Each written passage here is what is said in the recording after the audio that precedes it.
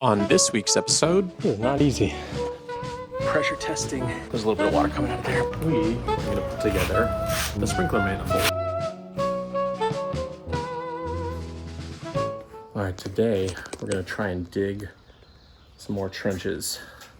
I need to dig one trench straight up the back, and then I need to dig a trench along this wall and all the way to that wall. And that way I can send my sprinkler lines from here up to over here. We're gonna put one there, and then we're gonna put one on this side and one on that side. That way the water will be distributed evenly between both, as opposed to coming up one side and then sending it to the others. Since this is gonna be one zone and this is gonna be a second zone, I'm running them as that way. So it's like a T and a T. So yeah, the only problem is this ground is like super compact. So I bought like a ye old timey pickaxe, and I have like a trenching shovel. I'm gonna try and do it that way, as opposed to like renting one of those like trenching machines. So yeah, wish me luck. Let's do some pickaxing. See what we can do.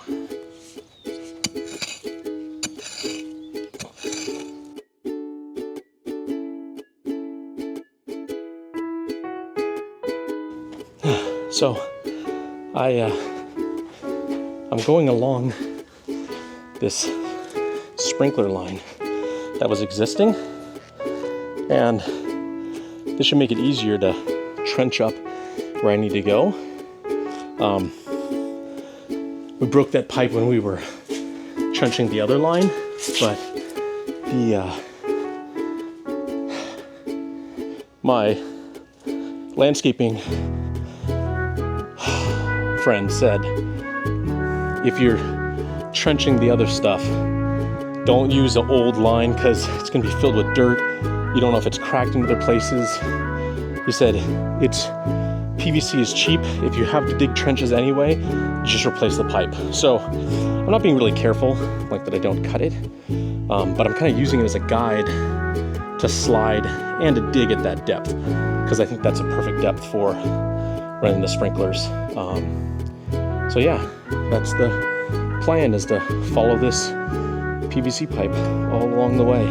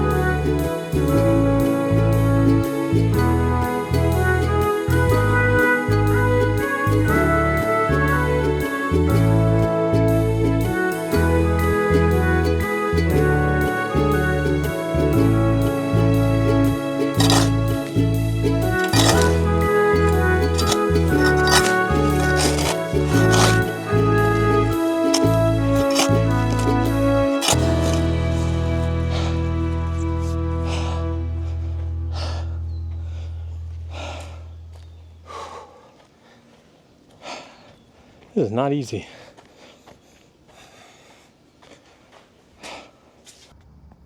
All right, so now that all of our trenches are dug, tomorrow Brian's coming over and we're gonna lay all the sprinkler line pipe down.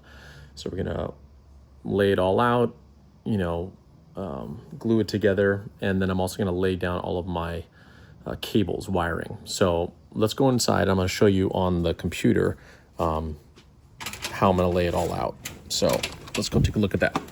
All right, so I thought I would just jump on and show you real quick what I'm doing for running the irrigation lines. I have a Cat 5 or Cat 6 Ethernet cable running back there. I have a couple pairs of speaker wires, as well as some low voltage wiring for lighting, landscape lighting. So yeah, let's just jump right into it. First off, the irrigation. We have the main is right here. I had a new copper line run to that central location. It's where the existing sprinklers used to be, but I've replaced now the galvanized pipe that was there with a new copper line. That'll be better long term. Today we got my buddy working. on the, sweating some pipes for me right here. But so I set up a shelter because it's so hot outside. And so basically from that point, we're building a manifold, which is a system of taking a single water source and connecting it to separate valves. And each one of those valves will distribute water to a zone of the backyard when we want to. That's all controlled by a sprinkler timer. I still need to buy a sprinkler timer. We'll do that in another video. For right now, I'm just making kind of the basic setup. So main feed is over here in the corner by the orange tree, and from there we're running our main line. So we have trenched from there underneath the area where we're going to have the deck. It's going to go up, and then it crosses over to about the middle point of the yard and the bottom. From there, it's splitting in a few areas. So we've got about 3 lines coming to there.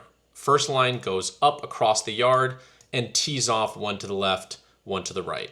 That's going to be the location of the sprinklers for the top half of the grass. So sprinklers, one in the corner, one in the middle, and one on the side. It's set this way and teed so that way it distributes water more evenly across the whole space. And yeah, so that's what we're doing there.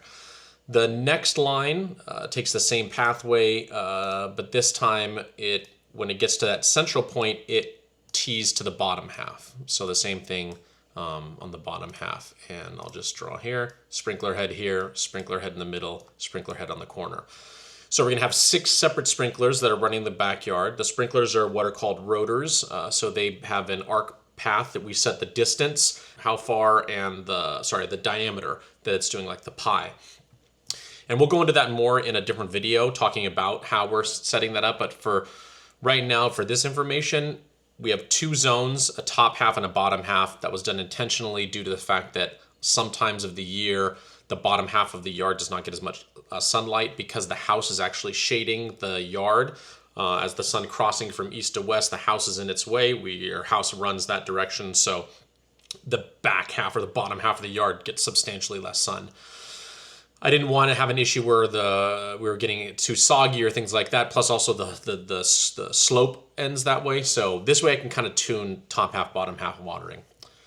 That's the second zone. We have another third pipe coming through. That one comes down, same pathway, but this one continues all the way to the corner over here, and I'm just capping that one off. That's just an end.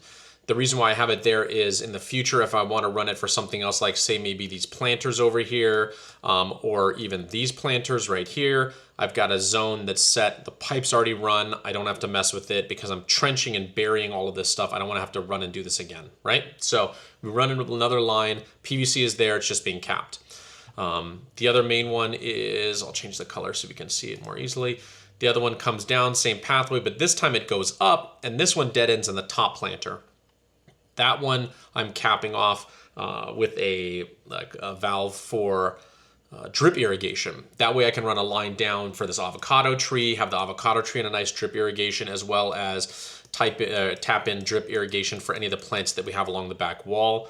I can even continue that down around and hit all of the plants that are on the side in that side planter box. But those are kind of our main feeds. We have an additional one that also does the garden bed and the orange tree. So that's the way the sprinklers are run. Like I said, all of that piping I'm doing right now, burying it so that it's in the trench, and then I'm covering it all with dirt. All right, so let's cut back to some video now, and we'll go and look at the trenches and where we have our pipes laid and all that kind of stuff. Well, hello, this is future Seth. Just checking in because I realize I don't do a good job of explaining kind of what I'm doing with the wires and my irrigation fully. So I'm going to show you here in some video clips. The first one is I've run a Ethernet cable and speaker wire, as well as low voltage wire, to the back planter area, which is near this wall. And so that's basically speaker wire. These are all shielded. So 2 sets of speaker wires, low voltage wire, and then Ethernet wire right here, as well as irrigation for this top half so that I can add in drip irrigation and stuff to plants that are going to be up in this area. So that's one. These all go under, which you've seen in the video, the trenching. All of these go under and they go over to the other side of my house, which is by the air conditioning over here. So let's go look at that. So those wires go under and they basically come out here by the air conditioning, and you can see them, they're all spooled up here. And so what I'm gonna do is I'm gonna run, you can see there's this gray conduit box, but I'm gonna run them. This is the AC line that sends all of the, you know, there's electrical coming down, but then there's the AC line that's coming up. So I'm gonna run the speaker wire and the Ethernet over here up and into the attic so that I can run it over to the center of my house, which will allow me to connect it to a central music system, as well as tap into my network setup so that I can run security camera or something like that out there. I haven't really shown you guys that, but I'll show that in the future video. The low voltage is all over the place. That's one of the drops. There's other drops around the area. That all comes down over here, which is by the pathway, and that's all in this bucket right here. So I have a bunch of low voltage wire that comes in this bucket. And so my idea is, this is also where the controller from my sprinkler is gonna be, but on this wall right here where I have my electrical meter, I'm gonna also put low voltage box for the electrical lighting, and then also for I'm gonna move a water meter up here. This is just an old one that I have. So yeah, all of that is coming up, but I just thought I'd just take a minute to explain kind of how I have it laid out. So yeah, back to the video.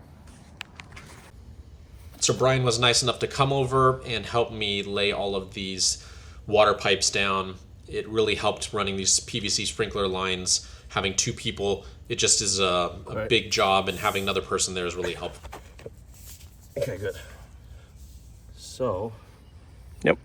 now you can just lay it down, and then Yep, you can and then I'll cut it. figure this out where you want. So we glued up all of our sprinkler lines and we laid them out.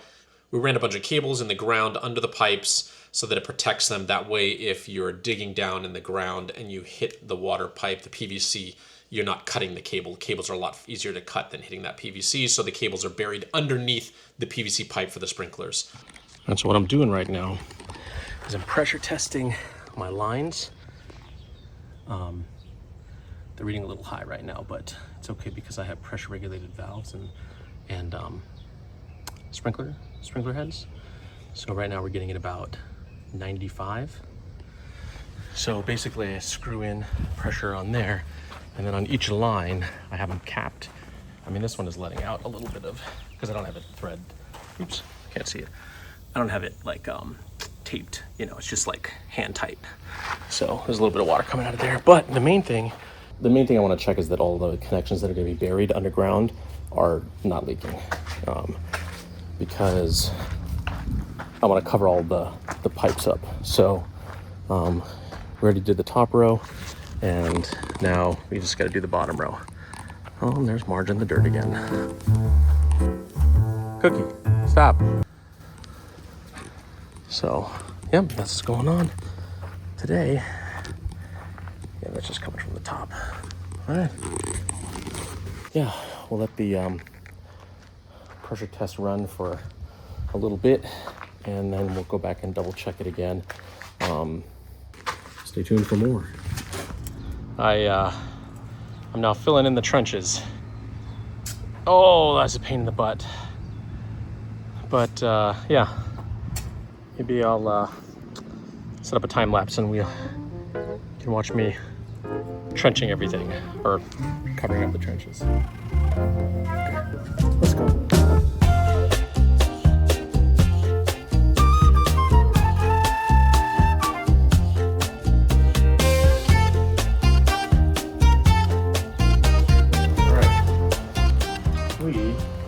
Together the sprinkler manifold.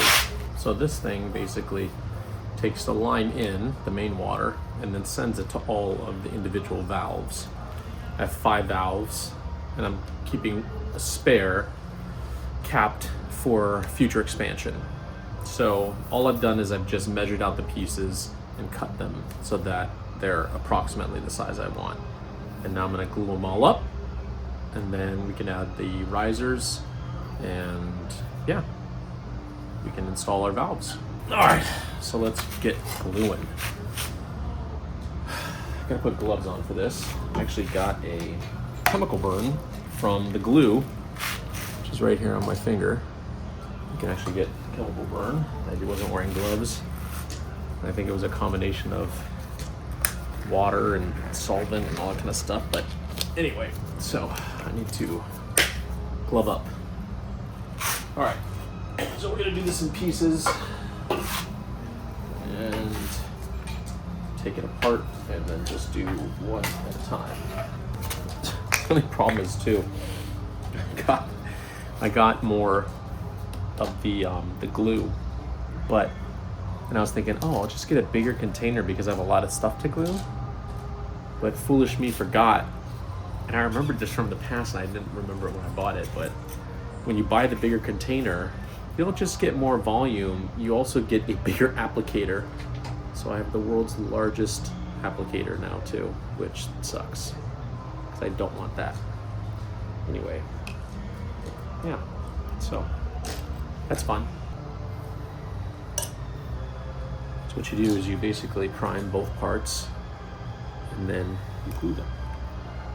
All right, so put some glue on the inside, little drips, and then glue around your piece. And you basically push it in and twist until it stops. And then you take, geez, the flies. Take your excess and you wipe it off. Because this is a adhesive and a solvent, if you don't wipe it off, it will continue to eat away at the pipe. Because what it actually does is it eats the pipe away and then melds the plastic together. All right, part one is glued. Then we get our next piece. So first one's easy because it doesn't matter, but the next one, once I slip this on, I need to make sure that these two pieces are aligned so that all the pieces go vertically. So what I'm gonna do is I'm gonna put it on the ground, I'm gonna push against it so that it makes it so that they're perfectly straight. At least that's my goal. We'll see. Looks good. All right, on to the next one.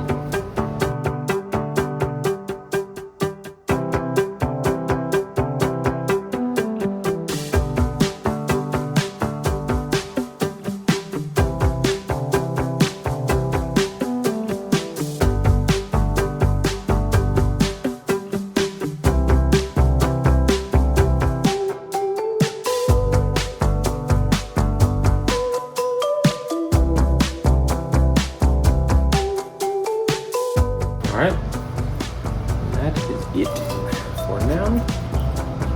Tomorrow, we will install it.